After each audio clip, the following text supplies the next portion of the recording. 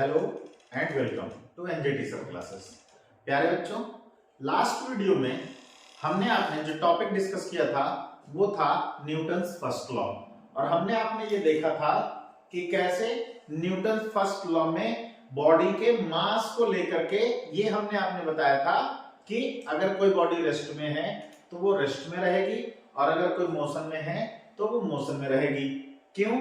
क्योंकि किसकी वजह से होता है? ये इनर्शिया की वजह से होता है। ठीक है, तो इनर्शिया क्या है आज हम ये जानने की कोशिश करेंगे।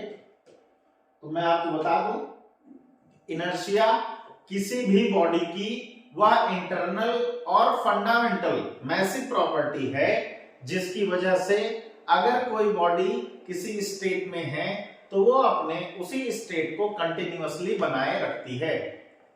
मतलब अगर कोई बॉडी रेस्ट में है तो वो रेस्ट में बनी रहेगी, और अगर कोई बॉडी मोशन में है तो वो मोशन में बनी रहेगी। कब तक?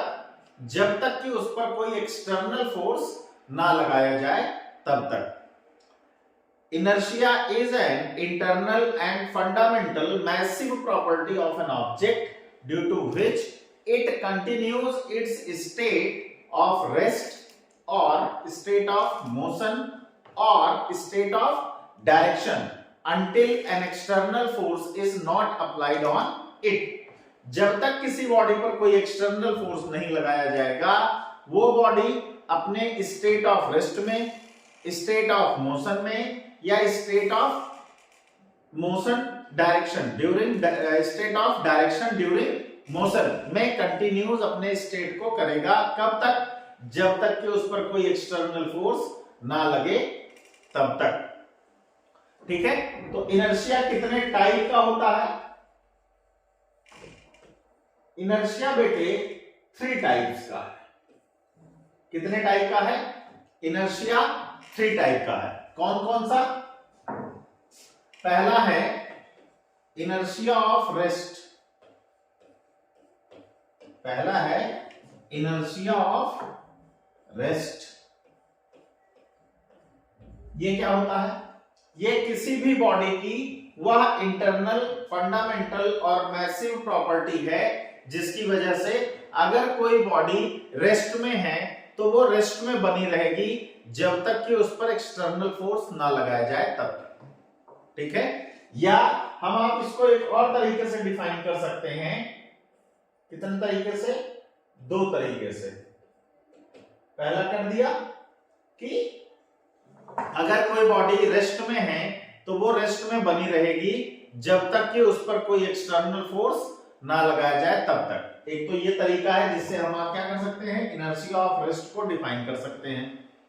दूसरा ये है कि किसी भी बॉडी की वह अक्षमता जिसकी वजह से वो अपने स्टेट ऑफ रेस्ट को चेंज ना कर पाए, the inability of an object due to which it is unable to change its state of rest called inertia of rest।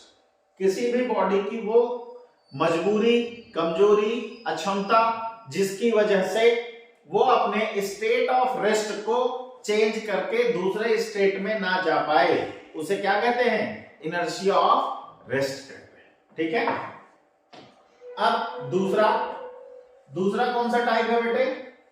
दूसरा है इनर्शिया ऑफ डायरेक्शन। कौन सा है? Inertia of direction. ये क्या होता है?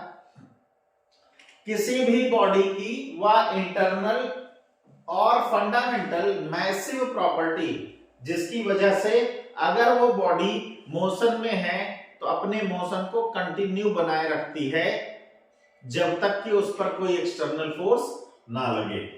ठीक है, ये तो पहला तरीका है। दूसरा क्या है? सेम जैसे इनर्शिया ऑफ रेस्ट में था, किसी भी बॉडी की वह अक्षमता जिसकी वजह से वो अपने स्टेट ऑफ मोशन, अगर वो गतिमान अवस्था में है तो अपने उस गति को रोकने में अक्षम है, मतलब उसको रोक नहीं सकती, तो उसको रोकेगा कौन? External force. अगर कोई बॉडी कंटिन्यूअस मोशन में है तो वो अपने इस मोशन को मेंटेन किए रखती है, बनाए रखती है जब तक कि उस पर कोई एक्सटर्नल फोर्स ना लगे। यही क्या है? इनर्शिया ऑफ मोशन है। The inability of an object to change its state of motion is called inertia of motion. ठीक है, तो ये हो गया दूसरा टाइप। अब कौन सा तीसरा और आखिरी कौन सा है? Inertia of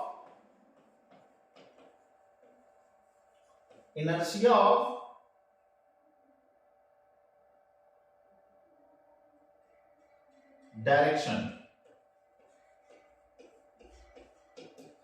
inertia of direction, यहां पर बेटा जो डायरेक्शन था वो क्या होना चाहिए था? मोशन होना चाहिए था। क्या होना चाहिए था? मोशन।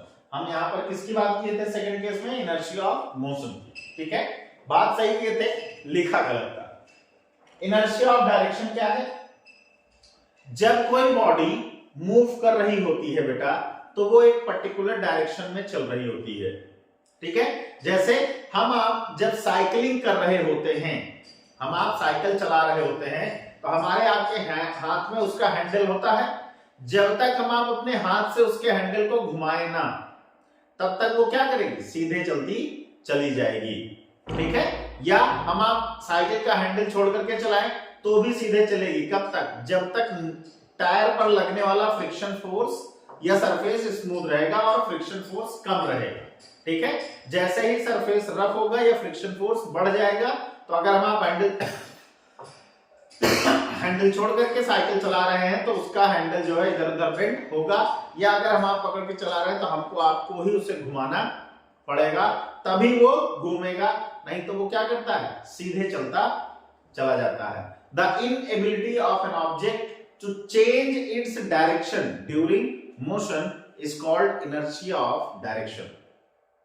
अगर कोई बॉडी किसी पर्टिकुलर डायरेक्शन में मूव कर रही है, तो वह उसी डायरेक्शन में मूव करती रहेगी जब तक कि उस पर कोई एक्सटर्नल फोर्स ना लगाया जाए। ठीक है, the inability of an object to change its direction of motion during its continuous motion is called inertia of motion. ठीक है, तो आज के बाद कोई आपसे पूछेगा कि इनर्शिया क्या है, तो आप क्या कहेंगे? आप कहेंगे किसी भी बॉडी की वह इनएबिलिटी जिसकी वजह से वो अपने स्टेट को चेंज नहीं कर पाती है, उसे इनर्शिया कहते हैं। ठीक है, स्टेट कौन कौन से होते हैं? 3 स्टेट है। स्टेट ऑफ रेस्ट है, स्टेट ऑफ मोशन है और स्टेट ऑफ डायरेक्शन है। अगर रेस्ट में है तो रेस्ट में बनी रहेगी due to inertia of rest, motion में है तो मोशन में बनी रहेगी due to inertia of motion, और मोशन के टाइम किसी पर्टिकुलर डायरेक्शन में मूव कर रही है तो उसी में बनी रहेगी due to inertia of direction. ठीक है, तो मैं उम्मीद करता हूं कि आपको ये सारी बातें समझ में आई होंगी। अगर हाँ, तो जल्दी से स्क्रीनशॉट ले लें।